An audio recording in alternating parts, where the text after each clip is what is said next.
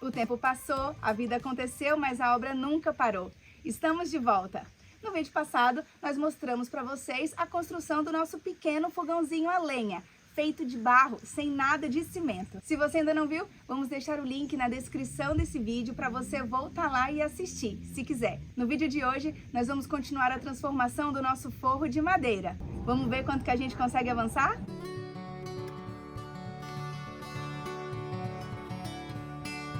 Como ainda não conseguimos espantar definitivamente os maribondos, vamos continuar o trabalho de pintura pela segunda demão.